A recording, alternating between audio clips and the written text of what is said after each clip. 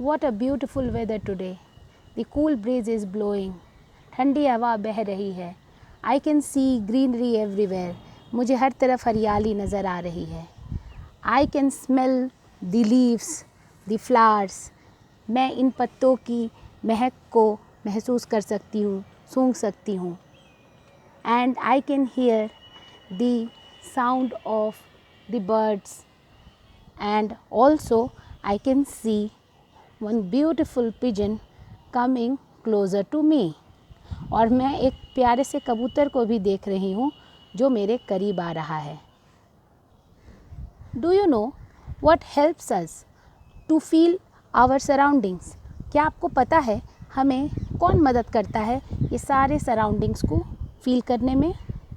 Today I am here on the terrace of my school to show you how our sense organ helps us to feel our surrounding. मैं यहाँ इसीलिए हूँ ताकि मैं आपको बता सकूँ कि इस तरह से जो हम अपने सराउंडिंग्स को फील करते हैं वो हमारे सेंस ऑर्गन की वजह से है. और उनमें से हमारा जो बहुत इम्पॉर्टेंट सेंस ऑर्गन है वो है हमारी आँखें. लेकिन क्या सिर्फ आँखों से हम देख सकते हैं? आँखें होना क्या सफिशिएंट है देखने के लिए? No, eyes are not the sufficient things to see some object. सिर्फ आँखें ही सफिशिएंट नहीं होती कोई चीज़ देखने के लिए. We need one more thing, that is light. हमें रोशनी भी चाहिए.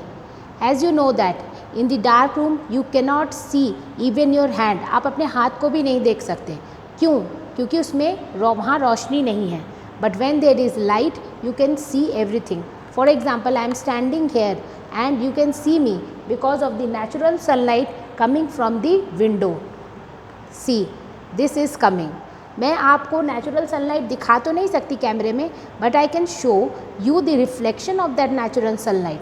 लेकिन मैं उसकी रिफ्लेक्शन आपको दिखा सकती हूँ. देखिए, और ये जो रिफ्लेक्शन है ये कुछ लॉज को फॉलो करते हैं और आज हम लोग वही पढ़ेंगे, laws of reflection. The laws of reflection are: the angle of incidence equals the angle of reflection. The incident ray, the reflected ray and the normal are all in the same plane. Now, to understand laws of reflection, we need to perform an activity. For this activity, we need some materials like white paper, paper pins, set square, protractor, scale, some flowers, a mirror and a marker. This is my setup. ये मेरा setup है and I have placed this plain mirror in front of this white page. मैंने इसको यहाँ पे place किया है और ये जो मैंने draw किया है ये है plain mirror. और इसके साइड में जो इस तरह से लाइन मैंने दे दिया है, that is this is the plane mirror is painted. ये प्लेन मिरर भी पेंटेड है. आपके घर में भी जो मिरर होता है वो पेंटेड होता है. ये पेंटेड इसीलिए होता है कि ताकि आपको आपका रिफ्लेक्शन दिख सके. वरना ग्लास क्या होता है? ट्रांसपेरेंट होता है. तो आपका जो इमेज बनेगा वो समवेयर एल्स पीछे कहीं बनेगा और वो वर्चुअल होगा. तो आपका फिर उससे क्या काम है? तो यहाँ पे मैंने इसको इस तरह प्लेस किया है. और ये जो मैंने लाइन ड्रॉ की है ये मैंने पहले ही कर दी है. This is incident ray. As you know that incident ray is the ray which comes from the object. तो यहाँ पे हम एक ऑब्जेक्ट इस लाइन पे पुट करेंगे. मैंने एक ऑब्जेक्ट एज अ फ्लावर मैंने यहाँ पुट कर दिया. You can see that the reflection is formed on the mirror. इसका रिफ्लेक्शन मिरर पर बन रहा है. देखिए, इंसिडेंट रे पर मैंने एक फ्लावर को पुट किया. ये हमारा ऑब्जेक्ट है. इससे लाइट निकल रही है और मिरर पर स्ट्राइक हो रहा है और मिरर से फिर रिफ्लेक्टेड रे यहाँ से आएगा. Now I have place this scale. अब मैंने स्केल को प्लेस किया है. ये जो हमारा रिफ्लेक्शन हो रहा है तो ये तो रे है, तो इसको मुझे पेपर पे लाना है. तो इसीलिए मुझे इसको पेपर पे लाने के लिए मुझे देखना होगा कि यहाँ से जो ये फ्लावर का रिफ्लेक्शन आ रहा है तो ये किस साइड आ रहा है. ये सीधी रेखा में आ रही है. ये incident ray straight, as you know that light travels in a straight path, light हमेशा स्ट्रेट पाथ पे ट्रैवल करती है। तो ये जो फ्लावर का लाइट है, ये इंसिडेंट रे यहाँ स्ट्राइक की, और ये जो पॉइंट है, ये जो पॉइंट है यहाँ पे इसने स्ट्राइक किया वो रे, और यहाँ से फिर इसका रिफ्लेक्शन यहाँ पास हो रहा है। अब मुझे यहाँ पे समवेयर यहाँ पे देखना होगा कि कहाँ पे ये पिन मुझे लगाना है, ताकि इसका रिफ्लेक्शन, इस फ्लावर का रिफ्लेक्शन स्ट्रेट लाइन में हो। तो आप देख रहे हैं यहाँ पे हो सकता है, देखिए यहाँ पे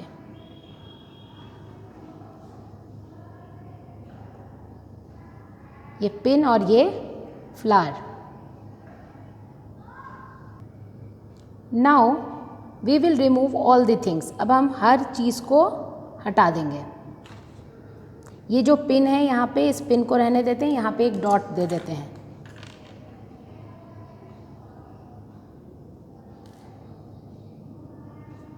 ठीक है, so this is the incident ray and we have got a point now. Now we will join this point with the point which was on the mirror. As you can see that I have joined this point with this point, इन दोनों points को मैंने join कर दिया, और यहाँ पे मेरा incident ray है, और ये रे मेरा कहाँ से आ रहा था, जो मिरर पे मेरा रिफ्लेक्शन फ्लावर का आ रहा था वो है। तो ये मेरा इंसिडेंट रे है, ये मेरा रिफ्लेक्टेड रे है। और हमने क्या देखा कि इंसिडेंट रे, रिफ्लेक्टेड रे, अब इन दोनों के बीच में हमें एक नॉर्मल ड्रॉ करना होगा। Now we have draw a normal also, incident ray also and reflected ray also, and you can see that these all lie on the same plane. तो हमारा एक लॉ ऑफ रिफ्लेक्शन यहाँ हो गया कि incident ray,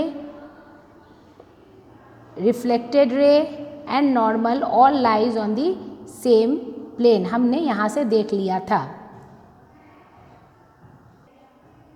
Now as you can see that we got all the rays, now I have inverted this paper, मैंने इसे उल्टा कर लिया है, to measure the angle which were made by the incident ray and reflected ray. Again I am inverting this paper, आप इसमें देख सकते हैं ये जो reflected ray है इसने normal के साथ एक एंगल बनाया, और इस reflected ray ने भी normal के साथ एक एंगल बनाया है। So we have to measure this angle which were made by incident ray and reflected ray. Now I have used my protractor to measure the angles made by incident ray and reflected ray with the normal. As you can see that, आप देख सकते हैं ये जो हमारा reflected ray है और ये इंसिडेंट रे है, ये थोड़ा सा हिल गया, ये इक्वल हो रहा है। देखिए आप थोड़ा सा इधर उधर हुआ होगा क्योंकि ये I have used this marker और ये थोड़ा मोटा है, चलता है इसीलिए, लेकिन देखिए मोर और लेस ये बिल्कुल एक है। ये आपका नॉर्मल है, नॉर्मल के साथ इंसिडेंट रे ने ये एंगल बनाया यहाँ पे करीब 30 डिग्री का, और यहाँ पे रिफ्लेक्टेड रे ने भी मोर और लेस 30 डिग्री का बनाया है एंगल। तो ये हमारा दूसरा लॉ को बताता है कि the angle made by incident ray is equal to reflected ray. ये जो इंसिडेंट रे है इसने नॉर्मल के साथ जितना एंगल बनाया है वो रिफ्लेक्टेड रे के बराबर होगा। So this is the figure which shows that the incident ray is forming an angle with normal and reflected ray is also forming an angle with the normal. Incident ray और reflected ray दोनों normal के साथ angle form कर रहे हैं, और जब हमने इसे मेजर किया था तो पाया था कि ये दोनों इक्वल है। So whatever I draw this on paper, I am showing this on the board. So incident ray is striking at the mirror. The point where it is striking is called point of incidence.